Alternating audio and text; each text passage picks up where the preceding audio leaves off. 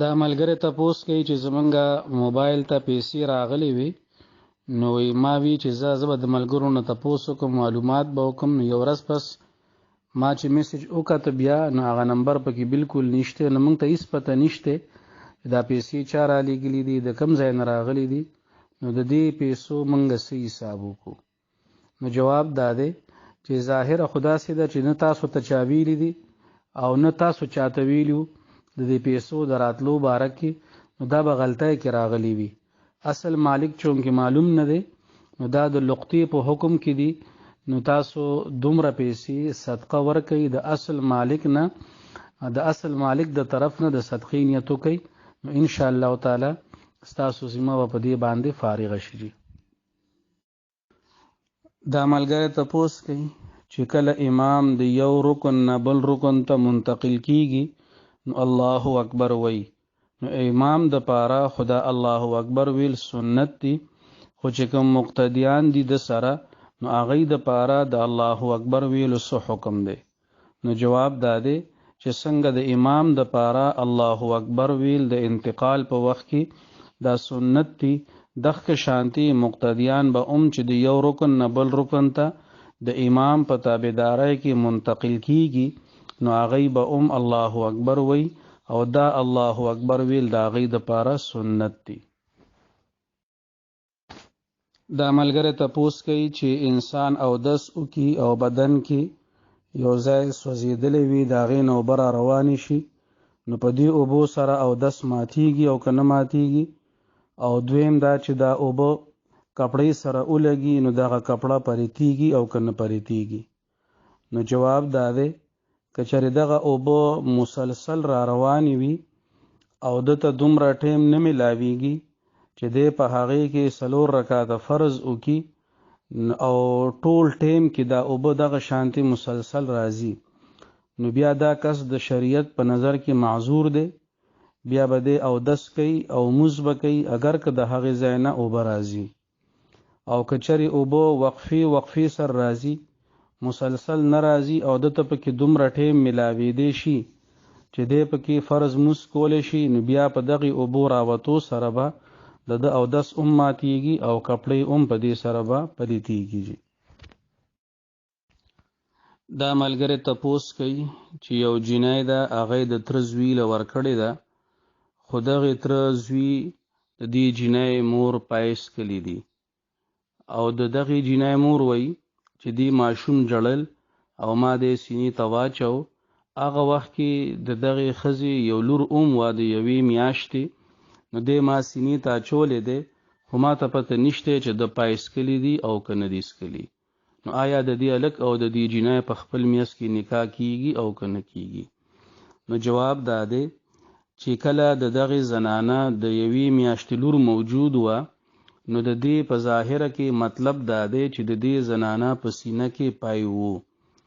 دویم نمبر دا چې د ماشوم کله جړل، نو د ماشوم جړه عموما د لوږې د وجې نه وي عموما، نو دی به دغه وخت کې اوږې شوی وو چې بیا کله دې سینې ته واچو، نو اوس چې ظاهره کې د پایو سکلو کم صورتحال او اسباب دي هغه پوره شوي دي. نو په دې باندې به منګه دا حکم لګو د شریعت په نظر کې چې دی الک د دې ښځې نه پایس کلی دي. اوس حقیقت حال خدای ته علم دی چې پای د سکلی دي او که نه دي سکلی. د شریعت احکامات هغه د ظاهر په بنا باندې چلیږي، او ظاهر حال دا دی چې د زنانه په سینه کې پایشته الک اوږې دی او دې سینې ته اچولی دی، هغه سینه راولې ده، نو بس دې سره حرمت ثابت شو. اوس دا د دې منګه د شریعت د طرف نه نه یو مکلف چې منګه دا معلومات حاصل کو چې د پای سکلی دي او که نه دي سکلی، سوری سکلی دي سوری نه دي سکلی، معدې ته رسیدلی دي نه دي رسیدلی، هغه پای د بدن حصه جوړه شوې ده یا نه ده جوړه شوې. شریعت د دې پیچیدګو سره څه قسمه کار نشته، لہذا د دې صورتحال مطابق د دې هلک او د دې جنۍ په خپل میس کې نکاح حرامه ده او دا نکاح جایز نه ده. دا ملګری تپوس کوي چې یو زرګر دی، نو هغه یو کس ته ووی چې ته مال خپل کالی راکه، هغه به زه چلومه او تاله به زه د میاشتې 5000 روپۍ در کوم. او چې کله ته خپل کالی واپس غواړي نو که تا ماله یو توله راکړی که تا ماله 2 تولې راکړی چې څومره دې ته کالی راکړی هغه عمره به درله درکوم. نو دا معامله جایز ده او که ناجایز ده؟ نو جواب دا دی چې د دې معاملې 2 صورته دي. یو صورت دا دی چې زرګر د دنه کالی واخلي په اجاره باندې په کرایه باندې، او بیا چې څوک راځي هغې ته هغه کالی ښیي، نو که استعمال نه داسې قسمه استعمال مراد وي نو بیا د دې په کرایه باندې اغستل جایز دي.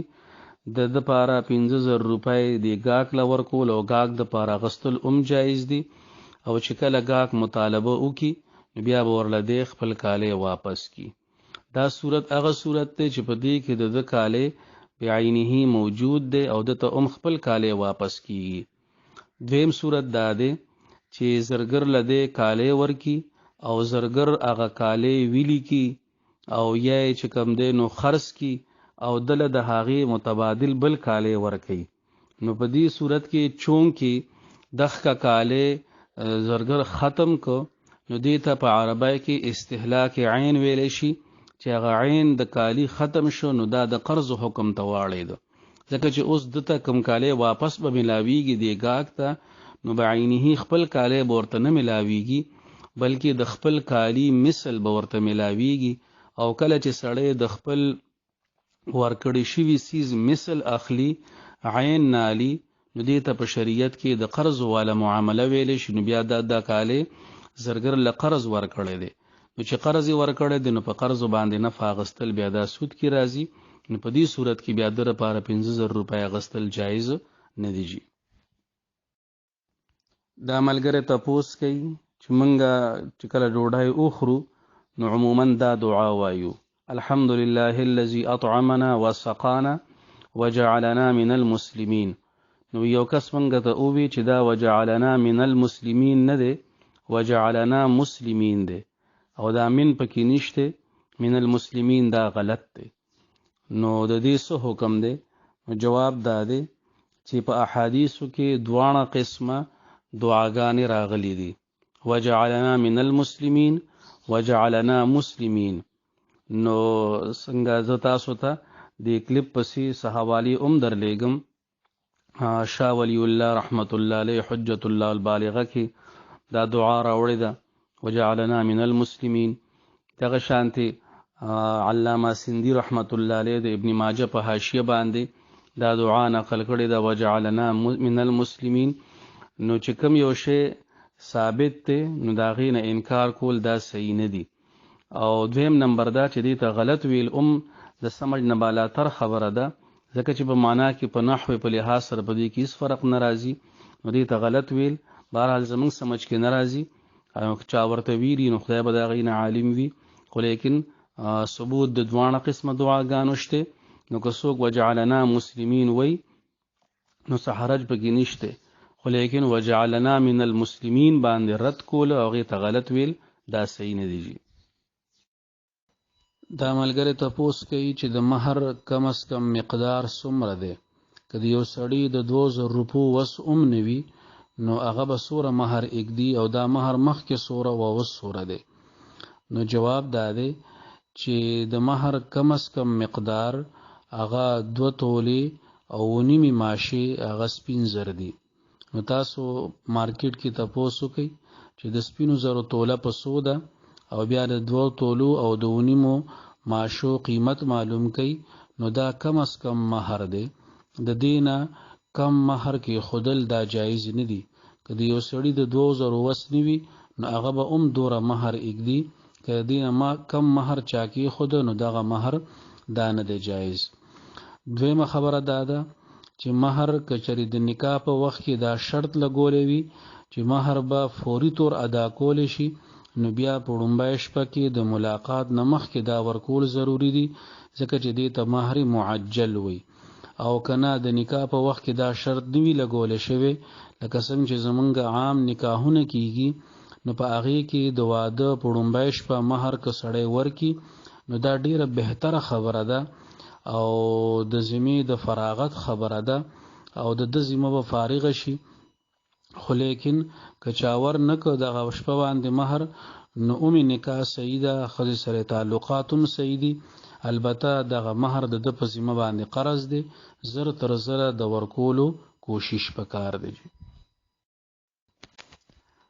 دا ملګری تپوس کوي چې یو کس هغه وایي چې زه موس کې او جاړم، هغه موس کې جړا کول غواړي، خو لیکن هغه سره د قرآن پاک د ترجمې او د معنی علم نشته، هغه ته دا پته نشته چې دا آیات د رحمت دی که دا د عذاب دی وغیره. نو آیا داسې قسمه جړا موس کې جایز ده او کنه؟ نو جواب دا دی چې په موز کې احتیاط ډیر زیات پکار دی، ځکه چې بعض اوقات بنده د موز په مسائلو باندې او د موز د کارونو په حدود باندې نوي پویا، انو کې دې شي هغه په خپل ګمان کې ډیر ښه کار کوي او اسنه چې مونږ خراب شوی وي. نو چې زمنګ په شانتي عام کسته نو اغله په موس کې احتیاط پکار دی. البته په دعا کې بیا وروسته چې دعاګانې غواړي ناغي کې ول د جړه کوشش پکار دی، او اغي بارکه نبی اکرم صلی الله علیه وسلم فرمایلی دي چې تاسو الله تعالی نه دعاګانې غواړئ نو او جاړئ، او که جړه نظر زینو د جړه والا شکل جوړ کړئ، نو دغه کوشش تی په دعا کې وکړي. دا ملګری تپوس کوي چې یو کس گاډي واغست او ډرایور له ورک او هغه ته وایي چې دا گاډي چلوا ته چې هر څوره پیسې ګټي خو مال به درځي 1500 روپۍ راکې. نو دی وایي چې منګه داسې وریدل چې دا جایز دي، خو لیکن منګ ته په دې کې څه شک دی، نو د دې څه حل دی؟ نو جواب دا دی چې دې معاملې ته د شریعت په روح کې د اجاري والا معامله ویل شي، یعنی په کرایه باندې یو سیز ورکول. نو په دې کې دوره خبره ضروری ده چې کما کرایه دې اخلي هغه متعین کېدل پکار دي، څنګه چې تاسو سوال کې اووي چې هغه ور باندې درځي 1500 روپۍ کرایه کې خودره. نو دا د دې گاډي کرایه ده، د گاډي په کرایه باندې ورکړې ده، د دې دوانو میس کې چې کومه معامله شوې ده نو دا د اجاري او د کرایي والا معامله ده، نو دا معامله جایز ده. او تاسو د خپل شک اظهار نه دی کړی، نو په دې وجه باندې د هغې باره کې زه خبره نشم کولی. البته د دې مسلې د وضاحت دپاره زه تاسو ته دې کلیپ پسې د دارالعلوم دیوبند یو فتوا هغه هم درلیږم. جی دا ملګری تپوس کوي چې موږ دوبۍ کې پاتې کیږو، موږ سره اندوان دي، نو داسې وخت راشي چې موږ د هغې کانه خورو، هغې زموږ کانه خوري، داسې وخت هم راشي چې په یو پلیټ کې موږ ډوډۍ خورو، فرق صرف دا وي چې هغې کلمه نه وایي او موږ کلمه وایو. نو د دې څه حکم دی؟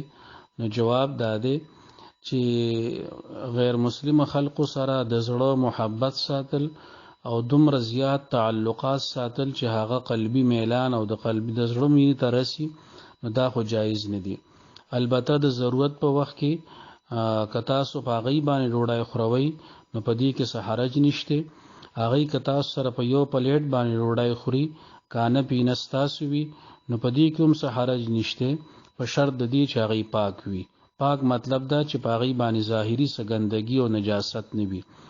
او که تاسو د هغې کانه خورئ نو په دې کې بیا لږ شانې تفصیل دی، او هغه دا که هغې غوښه پخئ، چرګ پخئ، نو داسې یو شی پخئ چې هغه د علالې محتاج وي، نو د هغې خوړل خو جایز نه دي د هغې نه. او که چېرې داسې څیز نه وي، نور خوراکونه وي، مثال په طور سبزی وي، دالونه وغیره، د هغې په خوراک کولو کې گنجایش دی، خو لیکن کوشش پکار دی چې داسې قسمه واقعات ډیر زیات مخې ته نه راځي چې اسې نه هغه دین په خطره کې پریونیزي، او هغې سره دومره زیات تعلقات نه دي جوړول پکار چې مسلمان د هغې نه په څه درجه کې متاثره کېدل شروع شي. نو بعضې کارونه د خپل ذات په اعتبار سره اگر چې په هغې کې به جواز وي، خو لیکن د نتیجې په لحاظ سره د هغې نه ځان ساتل پکار دي.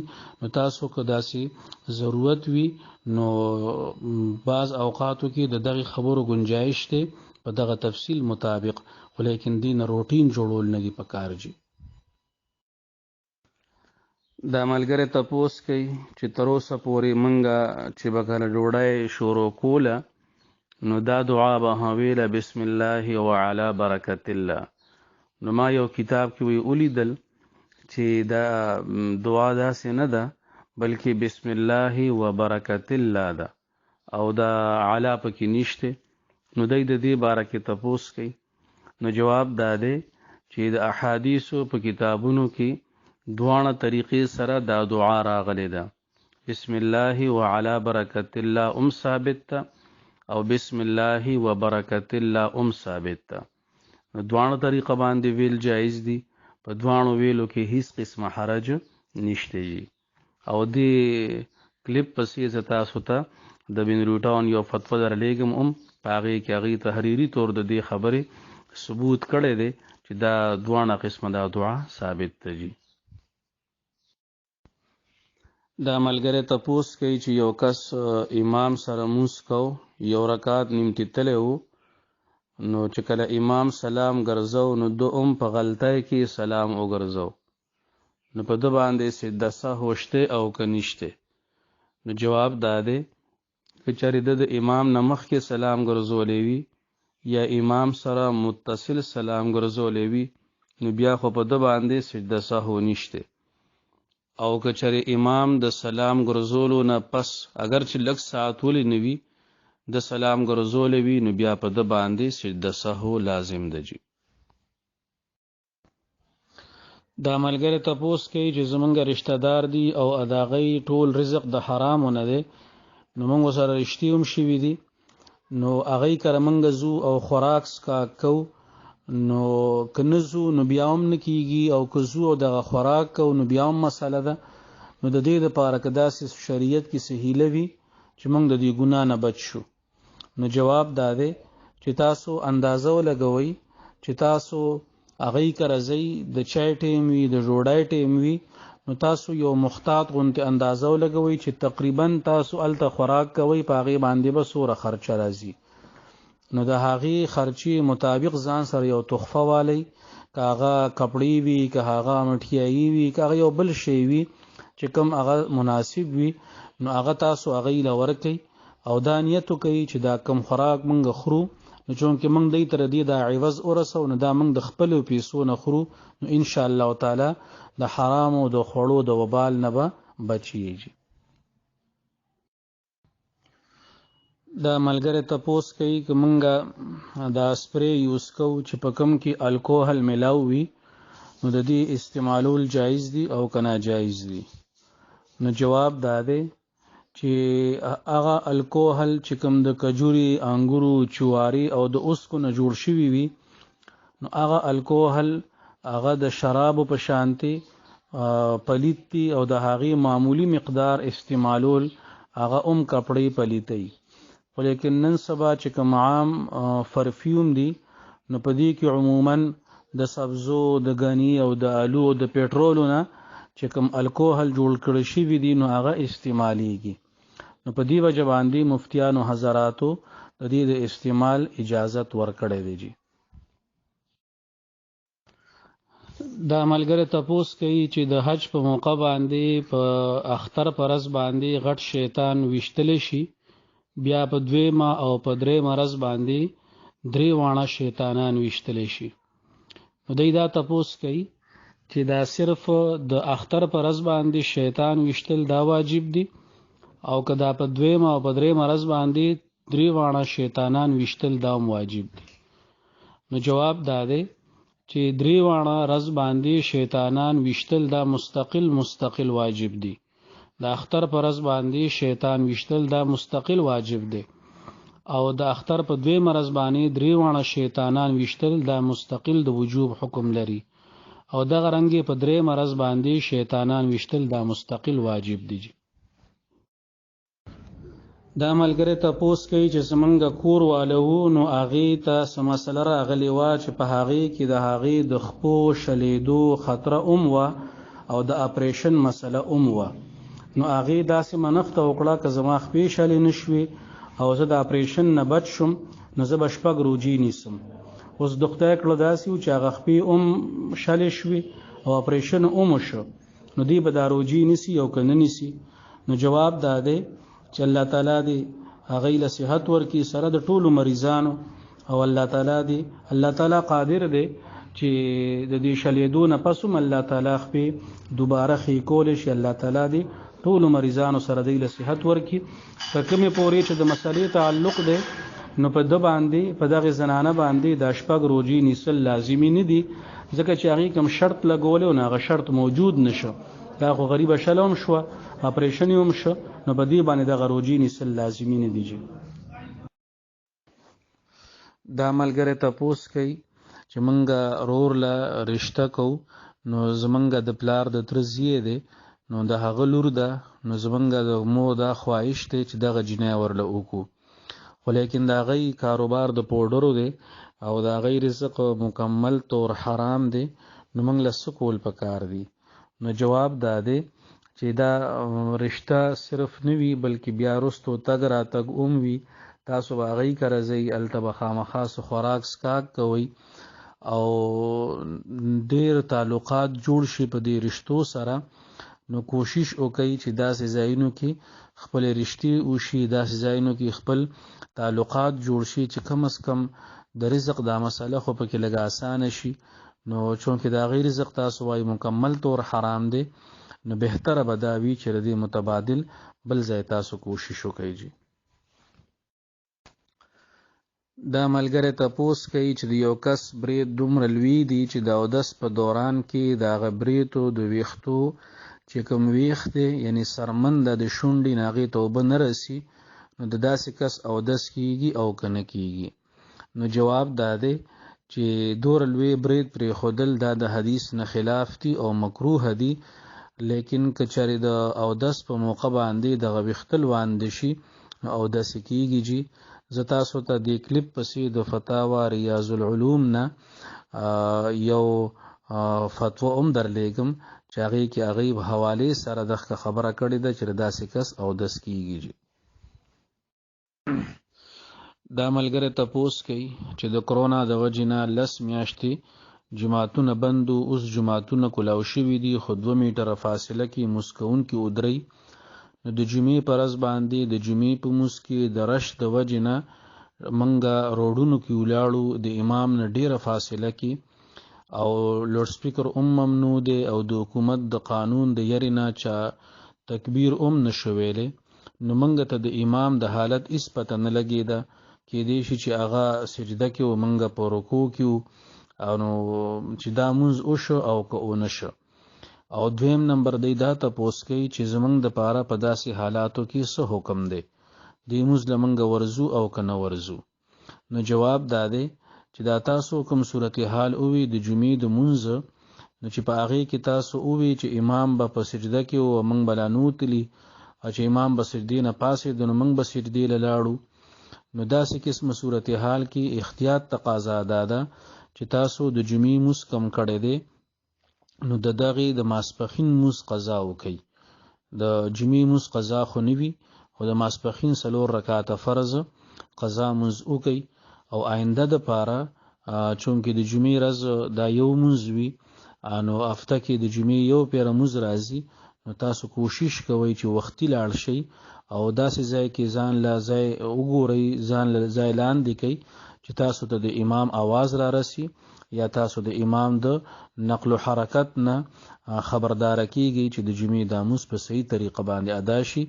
نو د هغې دپاره تاسو کوشش وکئ چې وختي جماعت ته لاړ شئ. اسې وختي جماعت ته تلو فضیلت د جمعې په ورځ باندې هغه ډېر زیات دی، نو د وختي تلو کوشش کوئ. جي دا ملګری تپوس کوي چې یو کس مونځ وکړه او د مونځ نه بعد هغه ته پته ولګېده چې زما څادر پلیتو یا ټوپۍ پلیته وه، نو دا مونځ وشو او که ونه شو؟ نو جواب دا دی که دا څادر د اغوستی وي او ټوپۍ یې په سر وي او پلیتی په هغې باندې چې کومه لګېدلې وه، نو دا تقریبا د 5 روپو دا کومه سکه چې ده د دې نه سیوا وه، نو بیا په ده باندې دغه مونځ دوباره کول ضروري دي، دا مونځ نری شوی.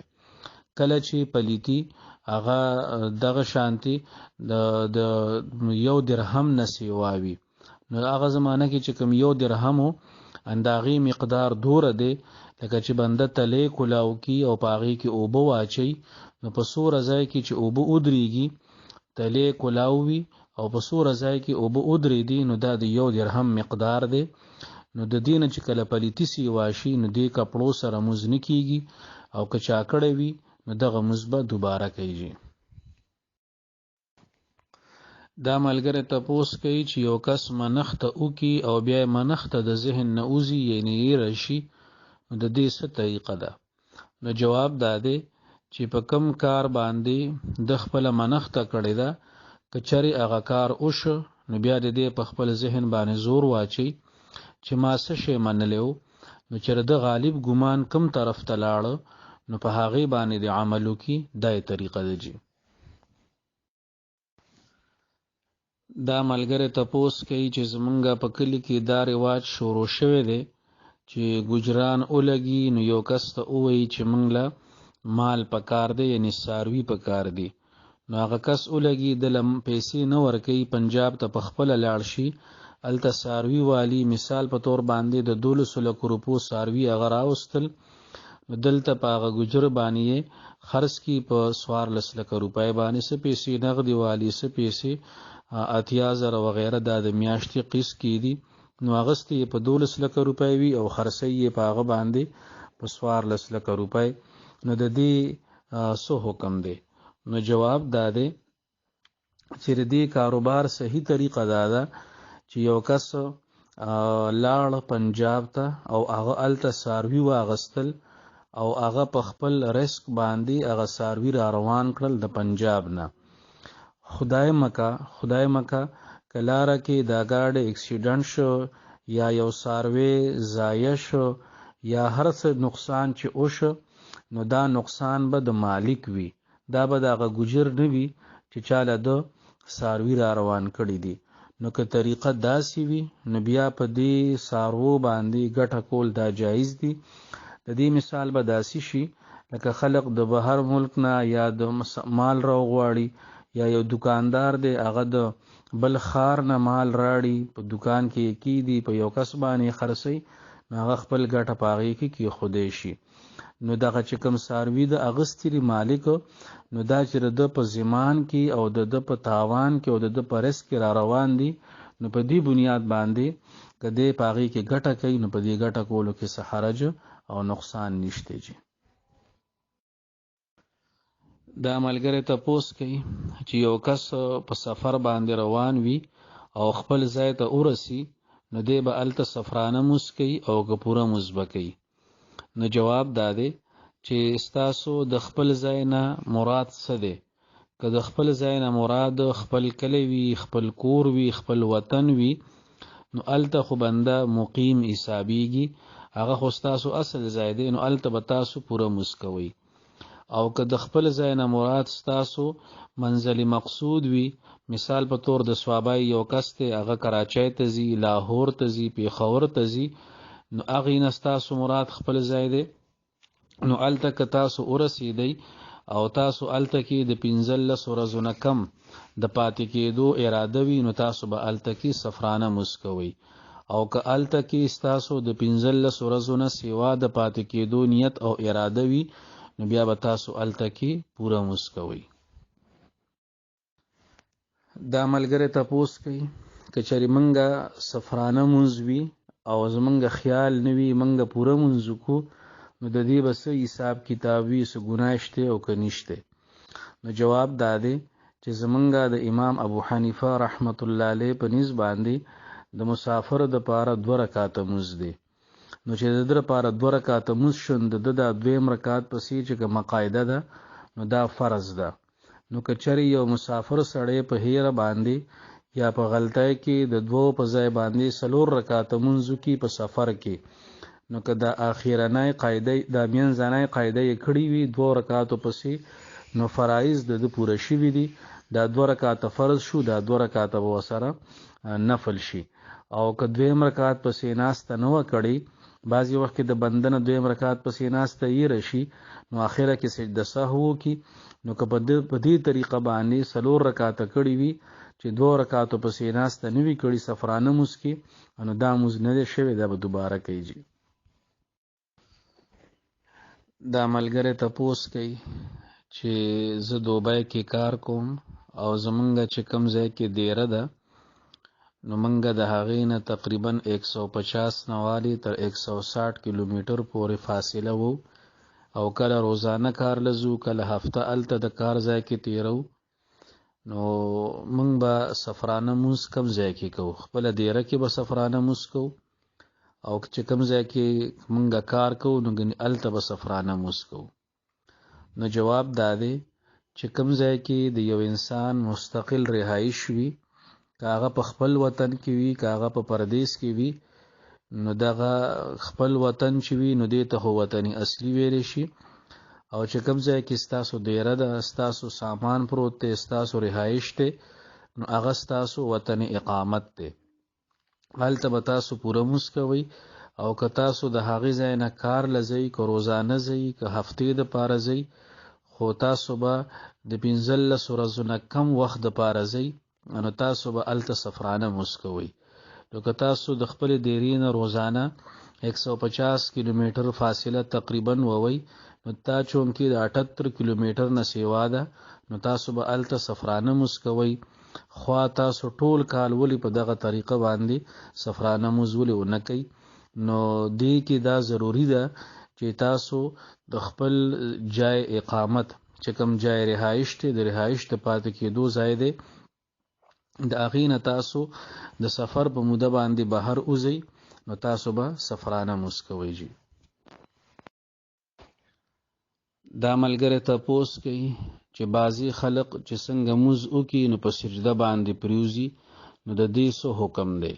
نو جواب دا دی چې د مونځ نه پس متصل سجده کول دا نه دی پکار، اگر چې سجده شکر زمونږ په نسبت باندې جایز ده، خو لیکن د هغې دپاره علماو لیکلي دي چې مونځ پسې متصل بعد سجده شکر نه دی پکار، ځکه هسې نه چې یو کس د مونځ پسې سجده شکر کوي او نور خلق دا د مونځ یو حصه وګڼي، دا د عبادت یو حصه وګڼي، نو چې الله تعالی کوم عبادت فرض کړی دی نو په دې کې به د ځان د طرف نه یو اضافه جوړیږي. نو مونځ پسې متصل بعد سجده کول د دې نه ځان ساتل پکار دي، هسې نه چې نور خلق دا د مونځ یو حصه وګڼي. دا ملګری تپوس کوي چې د جمعې په ورځ باندې چې کله امام په منبر باندې کینی او دا دویم اذان ویل شي، نو دا د امام مخې ته ویل ضروری دي او که په جمعات کې هر ځای ویل شي؟ نو جواب دا دی چې د جمعې دویم اذان کې د دریو خبرو خیال ساتل دا ضروری دي. لومبنی دا چې دا په مسجد کې دننه وي، دویم دا چې د خطیب یعنی د امام مخې ته وي، او دریم دا چې په داسې ځای کې وي چې امام او خطیب مؤذن ته په نظر باندې راځي. نو بهتره دا ده چې د امام مخې ته او په لومبني صف کې اذان وکړی شي، او که چېرې دویم یا دریم صف کې مؤذن ودرېده نو هم جایز دی، خو لیکن بهتر دا ده چې د امام مخې ته او په لومبي صف کې اذان وکړی شي. جی دا ملګری تپوس کوي چې کله امام باندې په څه وجه سجده سهو واجب شي، نو د مقتدي په مونځ باندې څه اثر غورځېږي او که نه غورځېږي؟ نو جواب دا دی چې مقتدي امام سره په مونځ کې شامل دی او د امام پسې د اقتدا او د تابعدارۍ نیت کړی دی، نو چې کوم فرق د امام په مونځ باندې غزار شو هغه د مقتدي په مونځ باندې غورځېدلی دی، او چې کله امام سجده سهو وکړي نو هغې سره هغه فرق ختم شي، نو د مقتدي د مونځ هغه فرق هم په دغه سجده سهو سره ختم شي. دا ملګری تپوس کوي چې د یو مقتدي نه یو رکعت دوه وغیره شوي دي، او چې کله امام مونځ ختمو او سلام یې ګرځو نو مقتدي ورسره سلام وګرځو، نو د دې څه حکم دی؟ نو جواب دا دی چې کله د یو بنده نه یو رکعت یا دوه یا درې وشي، نو دې مقتدي ته په عربی کې مسبوق ویلی شي. د مسبوق د پاره حکم دا دی چې کله امام خپل مونځ پوره کړي او سلام ګرځي، نو دی به ورسره سلام نه ګرځي. که چېرې ده ته یاد و چې زما موز باقی دی او د په قصد باندې سلام وګرځو امام سره، نو د موز مات شوی دی. او کچری د دنه هیرو او د امام نمخ کی یا امام سره جوخ سلام وګرځو، نو په د باندې څه ګناه نشته، مونږ نه دی ماته او سجده سهو په نشته. البته که د امام سلام ګرځولو نه لږ غوندې رستو د سلام وګرځو، نو بیا په د باندې سجده سهو واجب ده.